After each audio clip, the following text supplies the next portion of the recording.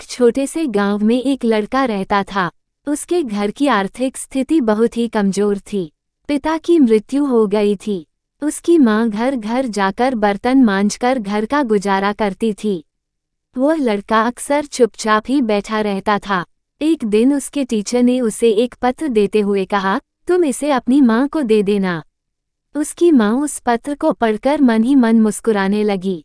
बेटे ने अपनी माँ से पूछा, माँ इस पत्र में क्या लिखा है?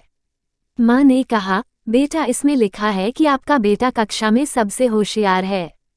हमारे पास ऐसे अध्यापक नहीं हैं जो आपके बच्चे को पढ़ा सकें, इसलिए आप इसका एडमिशन किसी और स्कूल में करवा दीजिए।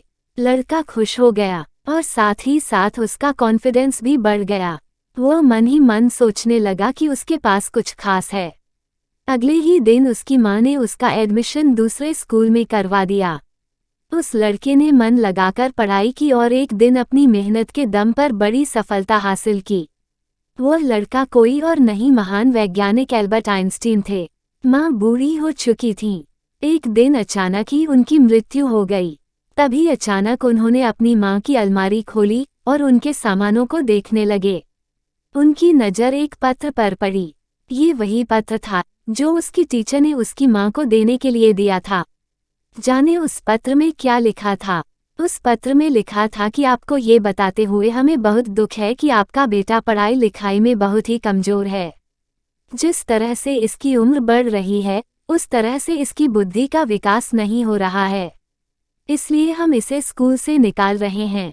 आप इसका एडमिशन किसी दूसरे स्कूल में करवा दीजिए, नहीं तो घर में इसे पढ़ाइए। जिस प्रकार पत्र पढ़कर आइंस्टीन की माँ ने अपने बेटे की सोच बदल दी, ठीक उसी प्रकार आप भी अपनी सोच बदल सकते हैं। खुद सोचिए कि वो लड़का तो वही था, फिर वो आइंस्टीन कैसे बना? सिर्फ अपनी सोच से उन्होंने मान लिया कि वो खास है। हम अपने बारे में क्या सोचते हैं, ये हमारी जिंदगी में बहुत मायने रखता है।